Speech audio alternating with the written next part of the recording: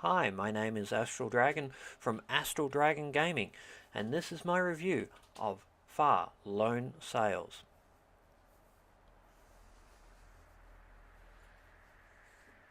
Far Lone Sails tells the story of a person on a journey.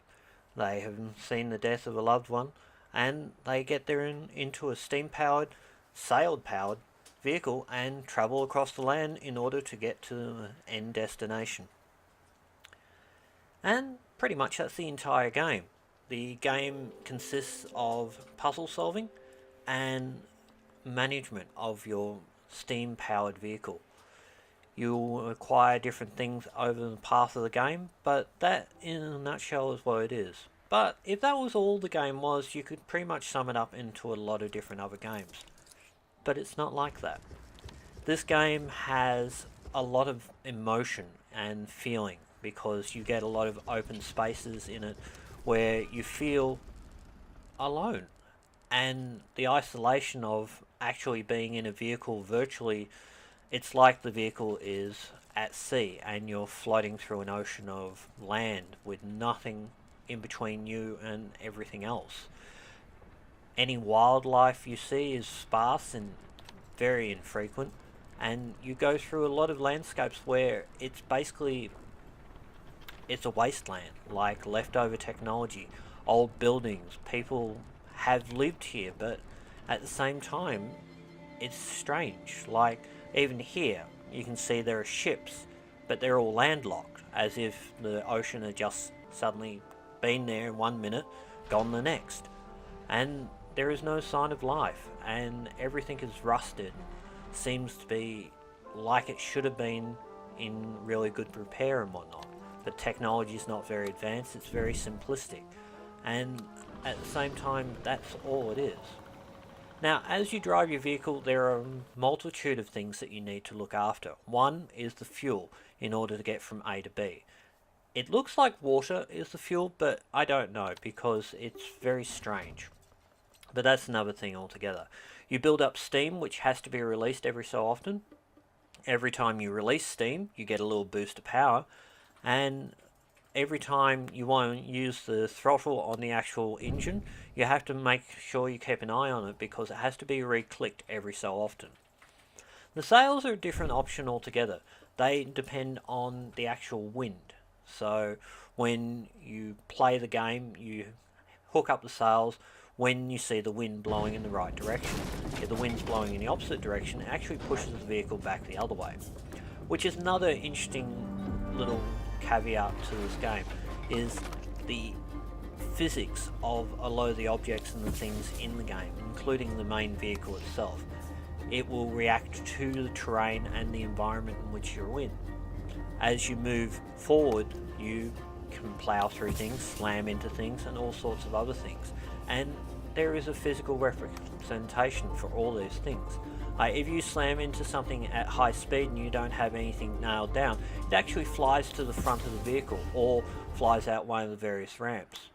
When you want to lock something in or whatnot, you need to press something else to move something else. And everything has a physical feel to it, even though in all respects you are using the most minimal of buttons and whatnot to press, like arrow buttons if you're using a keyboard, or the left stick to move yourself around, to push yourself in one direction or another, B to pick things up and to drop, and that's pretty much it. A is the button that you use to jump.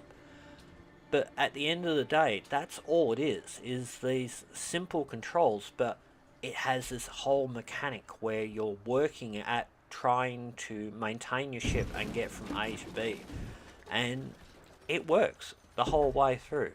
Now we'll finish this little bit in tidbits and we'll go through some sound. You can have a look to them and see the quality of the sound that goes with this game, because the sound is pretty much the biggest part of this game.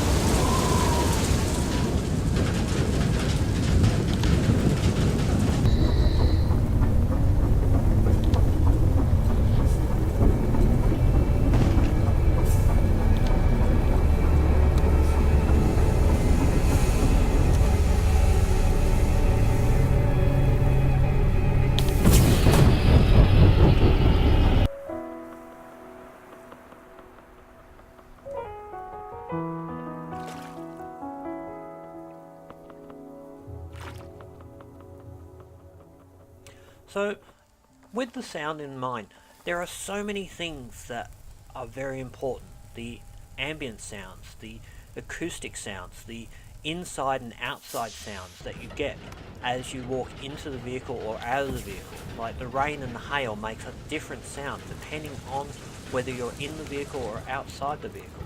And you can hear the various things that happen. There are all these simple cues that come from the sound itself. As well, not too shabby a thing on top of that, is the music. The music is very deep.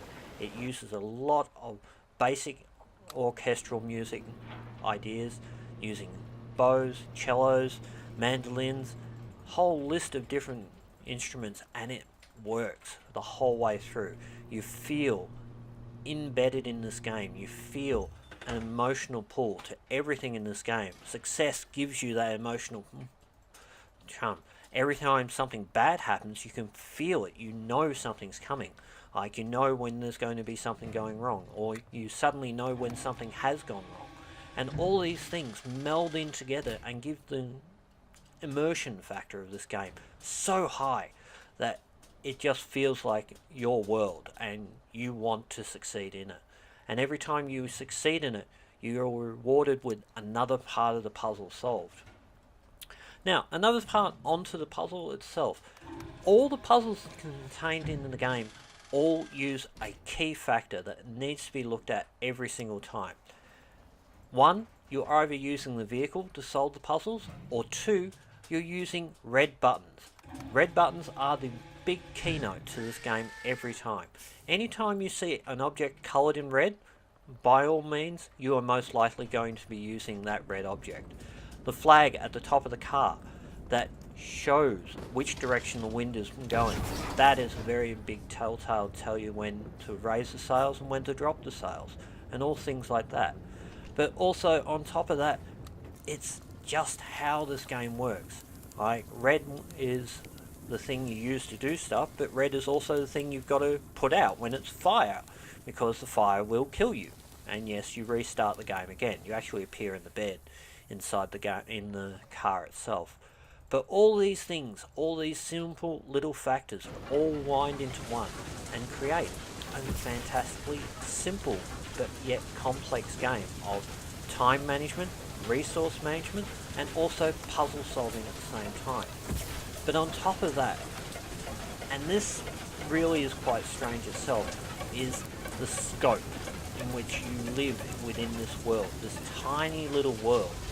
You feel how large the world is so often by the little tiny thing. You walk away from the car more than 3 seconds and all of a sudden the screen expands. You become very small and the world becomes very large.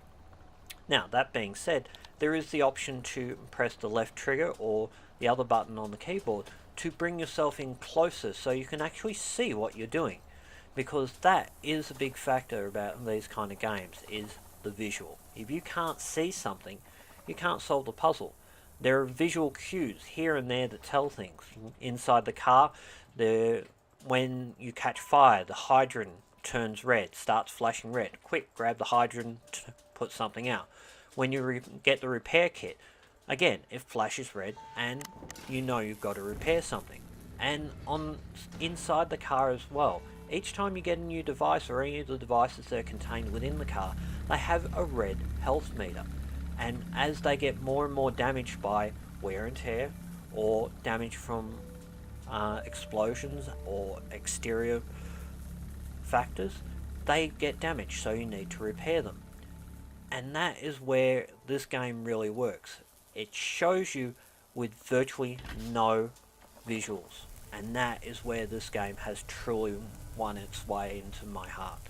That visual factor, that I don't have to look at this game, I don't have to watch this game, I just have to feel this game, and I know it is a beautiful game. I highly recommend this game, and I think anyone that loves puzzle games and an immersion factor of game should buy this game. I've been Astral Dragon from Astral Dragon Gaming, and thank you for watching.